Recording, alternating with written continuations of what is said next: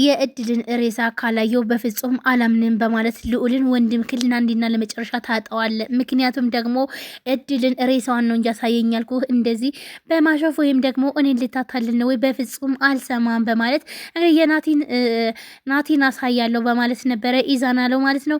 ነገር ግን ደግሞ ማለትም በፍጹም ይህን ነገር ላደርግልህ አልችልም፣ እናም ሶስቱንም መግደል አለብህ ይለዋል።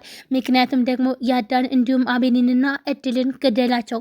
ከዛም በኋላ ወንድምክን አሳያለው ናቲ የት እንዳለ ናቲ በህይወት አለ። ነገር ግን እኔ የምልህን ነገር ከሰማህ ነው፣ ያለያ ግን ደግሞ ይቀራል ይለዋል ማለት ነው። ይህ ማለት እንግዲህ ኢዛና ሶስቱም እንዲወገዱና እንዲሁም ደግሞ ምስጢሩ እንዳይታወቅበት ስለሚፈልግ ነው ማለት ነው። እናም ልዑልም ደግሞ በፍጹም ይህን ነገር አላደርግም፣ ሶስት ነፍስ አላጠፋም ብሎም እምቢ ይለዋል። እንግዲያውስ ተው በቃ ወንድምክን የትም አታገኘውም በማለት ሲለው፣ ስለዚህ እኔ አንተ እንግዲህ ቢሆን ስለዚህ እኔንም ትገለኛለኝ፣ ይህ ወንድሜን ግን አትገለውም በማለት ሉልን በጣም ይናደድና ኢዛናን ያንቀዋል ማለት ነው። ነገር ግን ደግሞ እድል ትመጣለች። እድልን መታ ይሄን ነገር ደግሞ ማለትም የገድላት አስመስሎ፣ ነገር ግን ልዑል ደግሞ መግደል አልፈለገም። ይህንን መግደል ያልፈለገበት ምክንያት ደግሞ ዜማዬ በፍጹም እሷ መገደል የለባትም ይላል ማለት ነው ትላለች ማለት ነው። እናም ናቲን ካላገኘሁት ወንድሜን ስለዚህ እሷን እገላታለሁ ብለው ልዑልም ያስባል። ምክንያቱም ልዑል ደግሞ አሁን ላይ ኢዛና ስላወቀበት ግዴታ መግደል አለበት ማለት ነው። እሷን ገሎ ወንድሙን ማትረፍ እንዳለበት ነው ያወቀ። ነገር ግን ደግሞ ዜማዬ በፍጹም ይሄን ነገር አታደርገውም ትለዋለች ማለት ነው።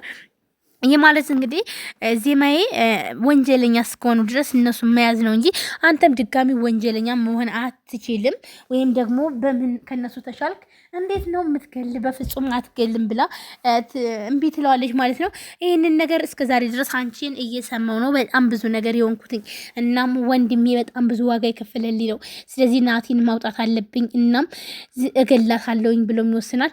ዜማዬም እንግዲህ ሌላ የህግ ሰው ታመጣና ከዛም በኋላ ይሄ ሰው ደግሞ ይረዳናል፣ ስለዚህ የህግ ሰው ነው ይላል ማለት ነው። ነገር ግን ልዑል ደግሞ በፍጹም ያን ሰው ደግሞ አልተቀበለውም ማለት ነው። ምክንያቱም እኔ ወንድሜ ሲታገት ወንድሜ እንደዛ ብዙ ነገር ሲሆን የት ነበርክ? አሁን ላይ የምትመጣው ህግ፣ ስለዚህ በፍጹም አልሰማችሁም። እኔም ልዑል ባለኝ ማለትም ኢዛና ባለኝ ተስማምቼ ከዛም በኋላ ገድዬ ወንድሜን ግን ነፃ አወጣለሁ በማለት ነበረ እያላቸው ማለት ነው። ነገር ግን በዚህ ደግሞ በፍጹም አይሆንም ይላል። እናም ዜማ ያመጣቸው የህግ ሰው ስለዚህ ሁላቸውንም እንደሚፈልጋቸው እኔ የተናገረው ማለት ነው። ይህ ማለት እንግዲህ አቪኒም እንዲሁም ያዳ እንዲሁም አሁን ላይ ደግሞ በተለይ ደግሞ ልዑል ማለት ነው። ልዑልማ በፍጹም ሊሆን አይችልም፣ ልዑል እኮ እኔ ጋ ነው የሚሰራው ትላለች ዜሜ ደግሞ አንቺ ባልሽው ሳይሆን ስለዚህ በህጉ በሚለው ነው ብሎም ያ የህግ ሰው እንግዲህ ሰላም ጤና ይስጥልን። ውድና የተከበራችሁ ቻናል ቤተሰቦች እንዴት ናችሁ? እኔ በጣም ደህና ነኝ። ለዚህ ቻናል አዲስ የሆናችሁ ሰብስክራይብ፣ ላይክ፣ ሼር በማድረግ ቤተሰብ ሁሉ ቤተሰብ ናችሁ። ከልብ ነው የማመሰግነው። ውድ ቤተሰቦች ዜማዬ ቀጣይ ክፍል እንግዲህ ዛሬ ይዤላችሁ መጥቻለሁ። ዜማዬ ሁላችንም እንደምናውቀው እንግዲህ እንደጠፋችና እንዲሁም ደግሞ የት እንዳለች ማለትም አቤኒ እንዳያትና ከዛም በኋላ እንደተሰወረች ነበር ማለት ነው። እንዲሁም ናቲ እንዳልሞተና በህይወት እንዳለ ነገር ግን ደግሞ ናቲን የሚያሳየው ወይም ደግሞ ናቲን የሚለቀው ኢዛና እድልን ሲገልለት ነበር ማለት ነው። እናም እድልን እገላታለሁ ብሎም ተስማምቶ ያንን ለመግደል ወስኖ ነገር ግን በማስመሰል ማለት ነው የሞተች አስመስሎ ፎቶ ይልክለታል ማለት ነው። ኢዛና ደግሞ በፍጹም እኔ ህፃን ልጅ አይደለሁም፣ ስለዚህ ይሄን ነገር ሁሉ ነገር አውቃለሁ፣ እናም በፍጹም እሷ አልሞተችም፣ ይልቃውስ እዛ የምታጫውተውን ነገር አጫውት፣ አትቀልድ ብሎም ስልኩን ይዘጋባታል ማለት ነው።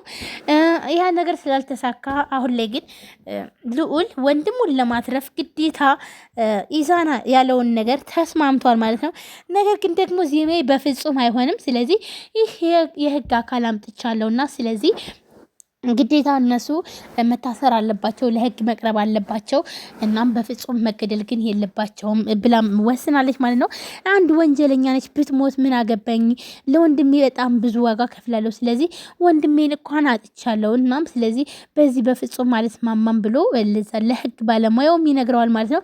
ያ ህግ ባለሙያም በፍጹም አንተ ተረጋጋ፣ እንደዚህ መሆን የለብህም ይለዋል ማለት ነው። እናም ዜማዬም ግዴታ እንግዲህ አቤኒም ሆነ እንዲሁም ደግሞ ኢዛና ሁላቸውም በቁጥጥር ስር እንደሚውሉ ይነግራታል። ዜማይ ደግሞ ለምን አቤኒ በፍጹም መዋል የለበትም ምን አደረገም ብላ ትላለች።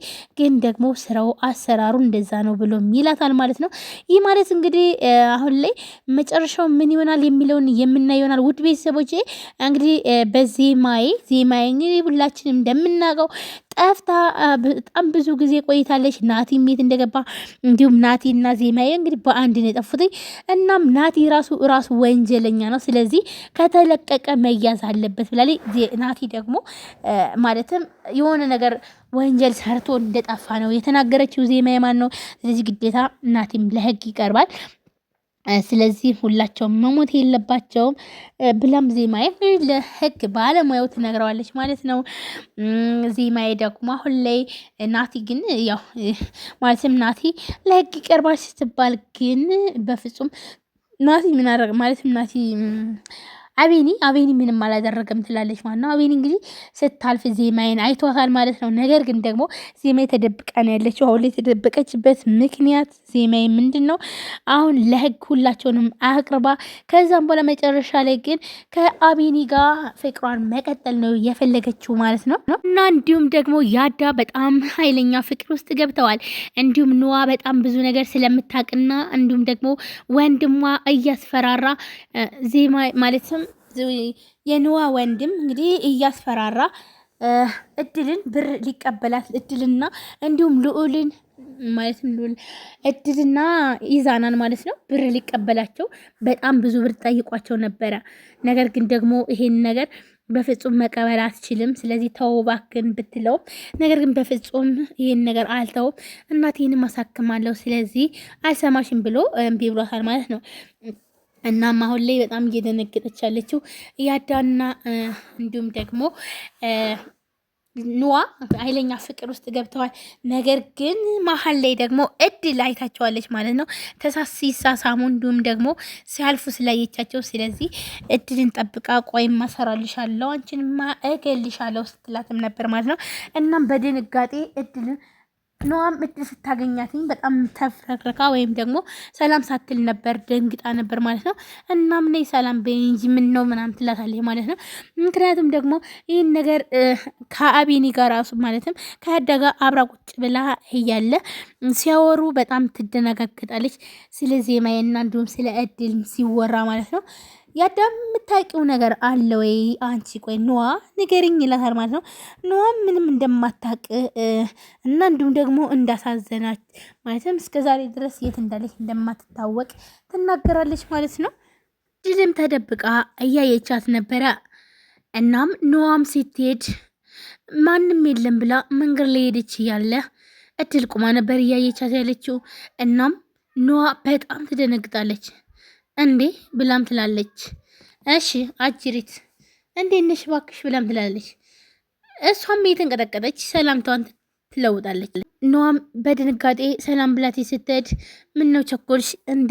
ቆይ ለምንድን ነው? እኛ እኮ በጣም ብዙ ጊዜ ቆይተናል ከተገናኘን፣ እናም ለምን አቅፈሽ ሰላም አትይኝም ብላ እድልም ትጠይቃታለች። ኑዋም እየተንቀጠቀጠች አይ ለዛ አይደለም እኔ ግን በጣም ስለቸኮልኩ ነው በማለት ተመልሳ እድልን በርቀት ታቅፋትና በቃ ሊር ነው አሁን ላይ በጣም ቸኩያለሁ ትላለች።